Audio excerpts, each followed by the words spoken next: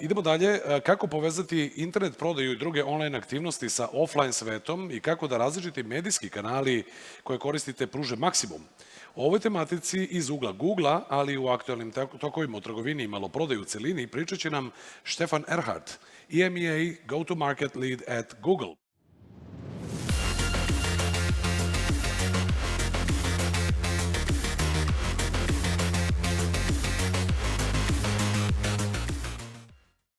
Da vidimo da li nam je Stefan na vezi. Mr. Erhardt, can you hear me? Yes, I can hear you. Can you hear me? Yes, loud and clear, loud and clear. So, fire at will. Next 40 minutes are yours. Okay, thank you so much. First of all, thank you so much for the invitation. It's great to be at least virtually coming back to the event. It's been a long time. I'm in Google for 18 years, so have seen Google from very early days growing, helped a lot to open offices across Europe and like launch core products and also in your part of the world. And for me, like it's interesting to see like a lot of aspects of the broader like tech space. And I definitely enjoyed the design session right now. Like the calendar picker, I can completely relate to it. I just had an issue with it last week. And for me, there's like a lot of interesting aspects that also kind of feed into the omnichannel world. And what do I mean with omnichannel world? So we talk a lot about in tech about online and online. And I was working for many years on search overall for Google. And we are now seeing something that's interesting to talk about from my point of view, at least. I think hopefully interesting for you too, how like worlds come closer together. And the ecosystem is kind of called omnichannel activities in the context of commerce. I would like to give you today an update on it. And first of all, give you like how we see it from our user perspective, how people look at it from a cross-channel perspective, a bit about our Google Business Profile product, which is a free product that kind of bridges the two different worlds, online and offline, and then also some general store trends that I personally have observed a few times that kind of bring the different worlds a bit closer together. So let's begin from the user perspective. So as you all know, last year was quite an uncertain year. We had a lot of like events that were quite disruptive, and we continue this year, as you all know. But what I wanted to say in the omnichannel context is we see here after a very bumpy ride, a stabilization that happened. And we see this will continue to become relevant for this year and beyond. What do I mean with that? So first of all, we look regularly at our search queries because we can read a lot of things outside of the search queries. And here you see the Google Trends report. And you can see over the last like 1.5 to 2 years, how like interest over time for terms like near me or online have evolved. So as you can see, the beginning of 2020, when COVID started and the big first wave broke out, everyone was like looking into online. What are things I can do online? What are like things I can buy online?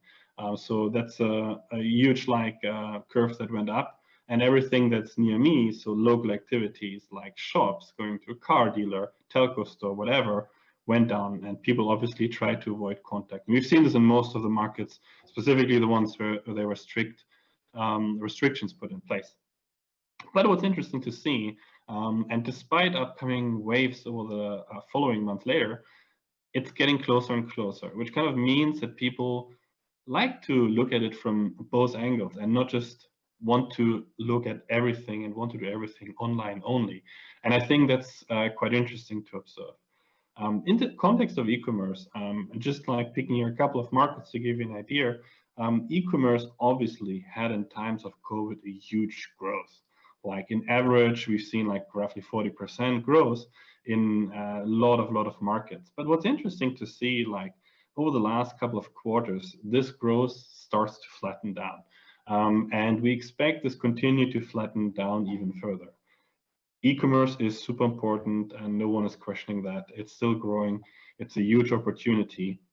But it kind of shows that when you look at it from a broader angle, a lot of activities are still happening offline, and you have to think about it from a broader angle if you want to do business. What do you do online versus offline? Here's an interesting aspect, just giving you one little example. You're, let's say, an e-commerce shop, you're selling your products online, and usually maybe ship them to an address.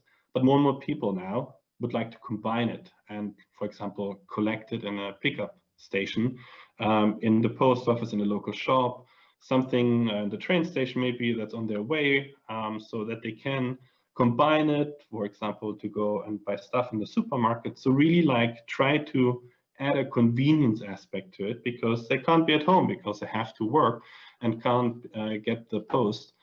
So that as an option is something we've seen increasingly happening across many markets, that during COVID times accelerated, where people would like an omni-channel presence and expect it more from brands and retailers and others as well. So what are the 3 themes I'd like to highlight here? Experience first, value hunting, and always on. I would just like to very briefly look at it, what it means. So experience first. When you think about all the media channels or like streams where people spend their time on, it has interestingly evolved over the last 10 years. Social media is around for a long time and is still a huge chunk, and traditional TV and so on still stays around, but there's interesting new aspects coming in, like music streaming or podcasts, and also other areas are still there. And what does it mean? So users and so potential clients, consumers spend time on different channels. And if you want to make sure you want to sell something to them, you have a service to offer, you need to make sure you reach them wherever they are. And I think that's a bigger challenge than it used to be like a few years ago, because like a lot of people jump across different platforms on a regular basis. Good thing is, at least overall, they spend more time. So you have a chance to reach them easier than before. And that gave a lot of new interesting formats that have evolved over the last couple of quarters, years. A lot of coming from the Asian side, like live commerce or the social commerce aspect, and also like things like quick commerce, where people expect to get like their food delivered in 15 minutes at home.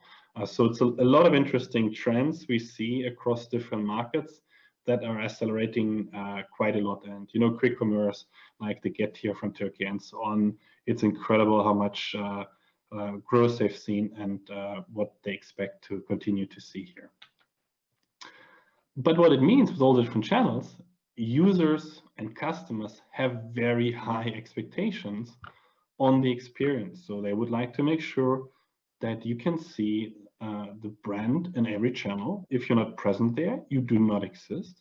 They expect to be consistent across channels and make sure you help them with your service and offering whenever it's needed. Looking a bit now into value hunting. So with that broader shift, obviously some things change, others don't. Users and consumers always will continue to look for bargains and good prices for the products they want to buy or the services they want to use. But what has changed on top of it with this additional media channel complexity is that consumers are more and more looking for certain values. And certain values could be like sustainability, healthy lifestyle, specifically accelerated due to COVID, and also localism. And let me spend just a few things on this here. The sustainability aspect is like covering a lot of angles. Is like from a food aspect to make sure you buy, let's say, organic food, or you buy like clothes that are like not polluting the planet, beauty products that have not a lot of packages, and all of those ones are playing an important role when people buy them. And when you have, let's say, an e-commerce shop, you have to make sure these are underlined and supported in your offering. And for me, like for a long time, I was like, yeah, that sounds pretty much like a need from users in London, Berlin, or I don't know where. What the interesting aspect is when we look into it in a broader angle, this is becoming more and more mainstream for users to look at this aspect. The media is flooded with like climate change and all these kind of activities that are happening to the world, unfortunately. So these aspects become more and more important for users, especially when you look at it in the context that they have more and more choice of products to buy, and that more and more like products are also comparable. These are one like few aspects that can help to stand out. The other one that I find also personally quite interesting is around localism, and that's kind of bringing an aspect to supporting local environments and how this kind of plays a role in decision process. So putting price aside, like if you have a comparable price from two services, and let's say you're in Belgrade and one of your local e-commerce platform is selling the same product for the same price compared to like a German e-commerce platform, most people would of course prefer to pick the local player, assuming everything else is pretty much the same, because it would support local people, create jobs, and is something that we see increasingly more and more people pay attention to as well. And that's an aspect that's important to highlight as well.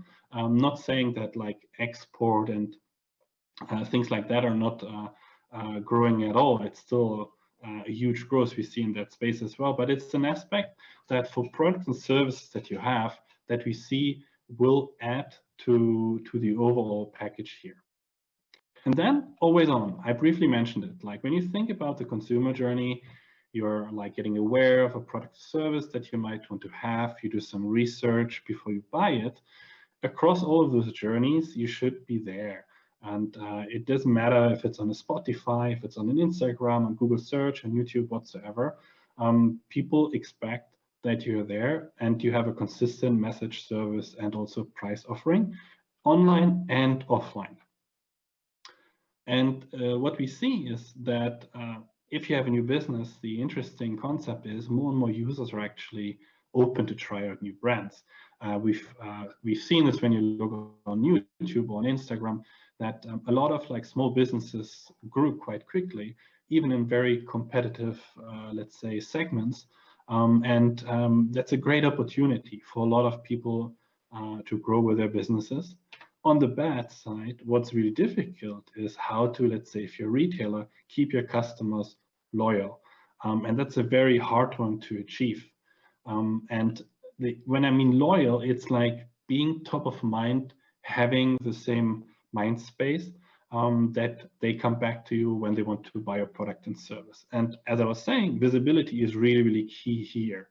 So you have to make sure that people can find you, that they can interact with you whenever they want and wherever they are. That's pretty much linked also to data. How much data do you have and how much data do you have from the end user that you can connect across the different platforms? And platforms, I don't mean just social media and Google search and whatsoever, also with offline. And what we see with offline is that businesses who figure out online and offline well together can give the right credits to each channel will win at the end. And that's what kind of summarizes it, I think, on that level quite quickly. So how does Google fit in? And I just give you one very brief example with a Google business profile, formerly known as Google My Business, that you, I'm sure, have seen all on Google Maps. So you can manage, if you have an offline presence, your business on Google Maps and on Google Search and make sure it shows up in the right way. So that whenever a user searches for a service or business or a specific location, you come up. This is a really, really engaging ad format. We see that users across the board really, really like it. As a business owner, you just need to claim your address and your business presence and verify what you're doing there with the business profile information, and then build out what's there. Because a lot of people use search engines as a starting point, let it be Google Maps directly, Google Search, or other platforms, before they go to certain other platforms. It's still the case today. And think about, as a business, things you might as an end user take for granted is not something that all businesses really do. And looking at Google Maps, you see very different experiences when you search for a location or a specific business. Basic information like what are the service hours or the contact information is sometimes missing. That gives users really bad experience. And for example, I would not go to a restaurant where I don't have an opening hours information there. Or even worse, there's an opening hour information there, but it's wrong. Because then we see that increasingly more users then give even bad reviews and ratings. So business information is something that's highly valued on top of things like photos. So if you have a great product and service, bring in the like the brand experience, make sure your product and services shown in the right way. It will help drive people to stores when they're on their mobile nearby or just at home thinking about where to go next, where to buy certain products and services. Obviously also things like your overall brand identity with logo and cover photo, but also again bringing this back to the online world with a proper website behind it. Proper website behind it means that you, for example, take all these design UI principles into account that we just presented and make sure that if you have a restaurant, if you're a very big e-commerce platform, if you have like let's say a telco store network, make sure that people, if they decide, I will not go to the store, I better just go to the website because I'm too lazy to get off my couch, they find still the same information they would find if they would go to the store or just like think about their presence here. So that's a really important part as well, to think about it across the different channels.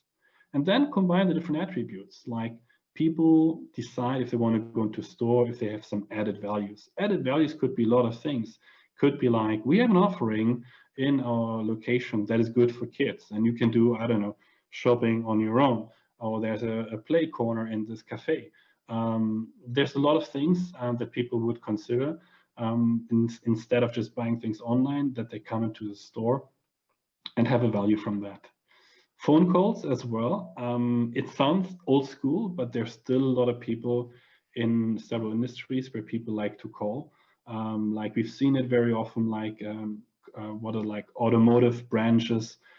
People want to have a conversation with an automotive shop before they go into the shop, and would like to have a conversation even before they maybe think about how to interact with the website. Reviews is also a very important aspect. If there's a presence without any reviews, that's very suspicious, and people then decide to not go with that service. And here you can even have a dialogue with customers. When there's a poor review, you can comment and interact on that.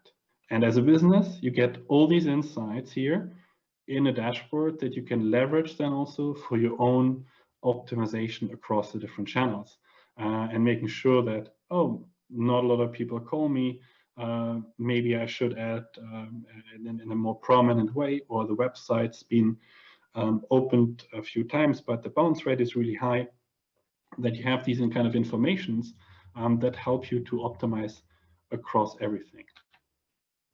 Because that helps to get more businesses like being visible, first of all, and also for you as a business to get a lot of more like clicks and volume that costs nothing. The product is for free. You can like drive people into your store. You can combine online and offline, and it will work out well for you if you take that into account. So coming now back from like looking at the user angle to one of the products that Google has to offering in the context of store trends. So what is happening in store trends overall that I personally like find always fascinating to look at? And I'll start with technology. Technology, what I mean with here are a couple of aspects that bring the two worlds closer together. And I just mentioned here a couple of examples, like Deli-Pop in Paris is not a store, it's just a click and collect pickup point. It looks like a store, but it's basically for e-commerce platforms a great way to like bring people into a place where they can just pick up things. Payments, Klarna is one of the biggest, I would say, payment startups in Europe. They are known for offering payment solutions like shop and pay later in e-commerce for a while now, but they offer that also now in store. So basically, user can have the same experience on e-commerce and in the store, and that makes it very consistent what the brand experience means overall. Electronic shelf labeling is around for a couple of years already in several stores, but what I'd like to highlight here, dynamic pricing becomes a more important area here. Do you use different prices online versus offline? offline, in store, do you show additional information to the products? Because you can very easily add a QR code, add additional information. Where's this product coming from? What are the ingredients? And make a kind of a branding experience for the users before they, for example, decide to buy a product. So there's a lot more you can do actually offline than online when you just have a long list of hundreds of products to scroll to. So it's basically a better experience overall, not even to mention things like inventory management. So where offline is really, really good at is if there's an information available that the product is in store. If you buy something online in an e-commerce shop, they might tell you it's in stock, and you will have, even when it's in stock, it usually not within one day, couple of days. In a store, when you can check this on the website, it is in a certain location in a store. You could go there and pick it up immediately. So if you have an urgent need for product, you can just go there. And that's unbeatable. And that's where, when you have a business doing both online and offline well together, that can create a really, really incredible, powerful user and customer experience. The other aspect from stores that should not be underestimated is the overall experience. So like, as I was saying, like e-commerce websites look very often more or less the same. Exaggerating here, obviously there are huge differences, but like where stores start to innovate a lot more compared to several years ago is like that they bring experiences into stores to make sure that the brand continues to live in an emotional aspect, or gives users a reason to go into the store because there's like an event where they can like learn more about the product or service, where they could meet like somewhat of a famous person, where they have like an Instagrammable background, for example, or where they just basically can get a product that they can't get online. And what's very obviously the case, if people go into the store, even when they just want to pick up products they bought online, they will buy more in the store. All kind of research has shown that that's an overall very positive win when people also then go to the store to pick up things. And combine that also with like examples, what you see here with Lego in London, the store, with an Snapchat AR experience, lots of things brands currently experiment and try out that I think are really exciting to look at it, because it basically merges more and more the online and the offline world. And that's a huge opportunity, because when you think about like, what's a good quote I heard once from IKEA a couple of years ago, they said, online e-commerce is great. We see it's growing. We do it obviously as well, but we're happy with like the 90% of business that's happening offline. And that's where we have a big share. They obviously changed over the last couple of years their opinion on that and invest heavily in e-commerce. But just like to highlight here that in a lot of industries, offline is still the bread and butter of the business. And even with COVID, we've seen now the pendulum swinging very quickly back in a lot of markets where people want to go back into store, feel a product, touch a product, interact with people, talk to an expert in a store. And this is really important, where you just then find the right spot, bringing the online experience with the offline experience together. And that's what we also start to see in real life. I mentioned here just a few examples like Cyberport or Home24 or Zalando. What are these brands? They're historically pure online players, e-commerce shops that sell their products only online. They all started to move offline.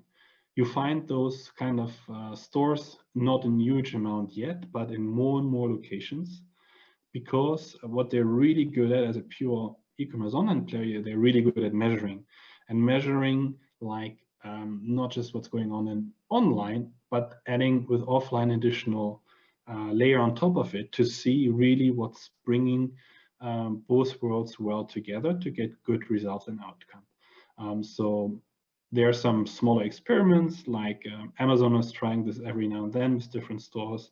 Alibaba has a small store in Spain, for example. But like take Home24, they have several like shops already offline in different locations in Europe. Zalando is doing more and more. So think about this. what it means. So like the landscape is not only changing online, but also offline. So, and traditional, like let's say stores and offline player will not have a chance to survive because all the other players are very good in combining the two worlds and making sure that users and potential clients are getting the best from both worlds. Not saying this is all very easy and obvious how to do it, but it's a really exciting trend to see. And I'm personally like working on this now for a couple of years because bringing something from online together with offline into one experience is something that personally excites me lots and has still a huge potential when you think about all the tech innovation that's happening. So yeah, from that point of view, I hope I gave you a bit of inspiration here and some food for thought. Think about like the different industry you're in, the business that you're working with. And I think there's some interesting things that potentially could help you to be more successful. Thank you very much.